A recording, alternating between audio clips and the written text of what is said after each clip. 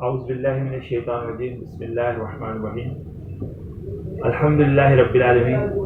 اللہ کا لاکھ لاکھ شکر ہے کہ اس نے ہمیں اپنی زندگی میں ایک دفعہ پھر رمضان المبارک کا یہ مقدس اور محترم مہینہ نصیب فرمایا۔ اس کا لاکھ لاکھ شکر ہے، اور جتنا بھی شکر ادا کیا جائے وہ کم ہے۔ ہم میں سے ہر شخص کوشش کرتا ہے کہ رمضان المبارک کے مہینے میں اللہ کی آخری الہامی کتاب قرآن مجید کو پڑھے، اور جتنا زیادہ سے زیادہ پڑھ سکیں ہم، وہ اپنے لیے باعث ثواب اور باعث رحمت ہوتی ہے۔ یہ ہم میں سے ہر شخص جو ہے وہ کوشش کرتا ہے کہ ہم رمضان مبارک میں کم از کم ایک دفعہ تو قرآن مجید ضرور ختم کر لیں۔ بہت سارے لوگ جو ہے وہ کم از کم سے 2 یا 3 دفعہ بھی ختم کر لیتے ہیں۔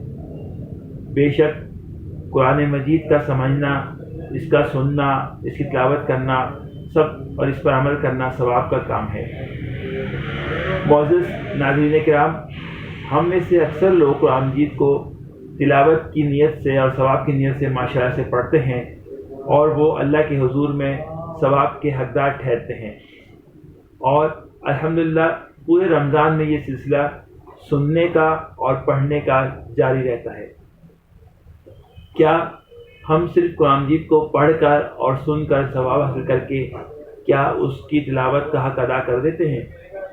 اور جس مقصد کے لیے قرآن مجید نازل ہوا کیا ہم اسے پورا کر رہے ہیں؟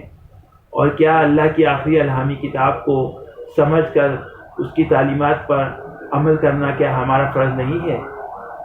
میرے خیال سے صرف تلاوت قرآن مجید اور ثواب حاصل کر لینا یہ ایک بہت مستحب عمل ہے، بہت اچھا کام ہے، اور اس کا ثواب اللہ پاک ہم سب کو ڈھیروں عطا فرماتے ہیں۔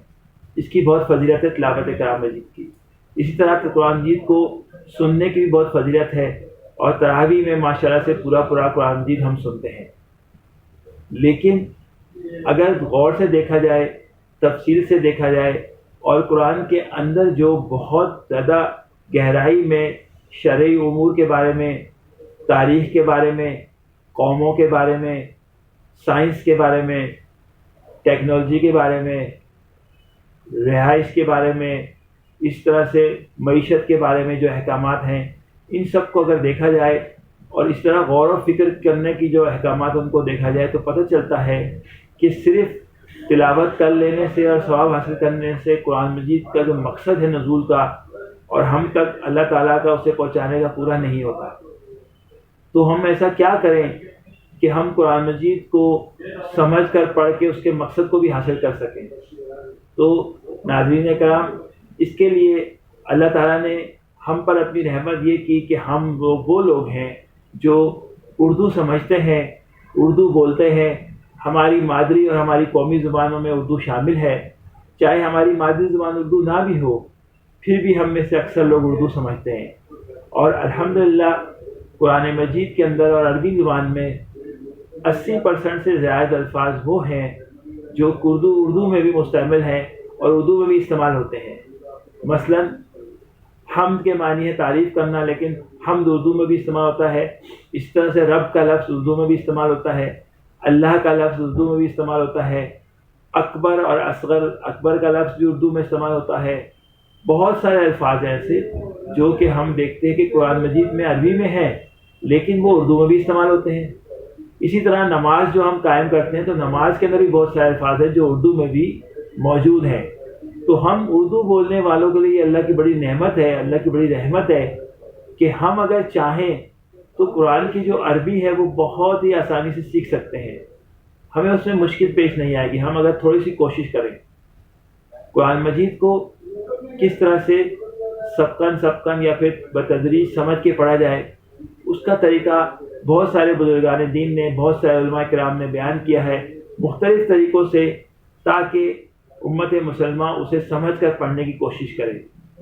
ایک طریقہ میں آپ کو شیئر کر دیتا ہوں آپ کے ساتھ، جو کہ ہمارے ٹیچر نے ہمیں قرآن فہمی کی کلاس میں بتایا تھا، اور یہ بہت آسان طریقہ ہے۔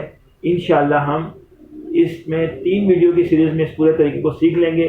آج اس سلسلے کی پہلی ویڈیو ہے، انشاءاللہ آپ چینل پر رہیے گا، اور دوسری جو تیسری ویڈیو بھی اس میں ضرور دیکھیے گا۔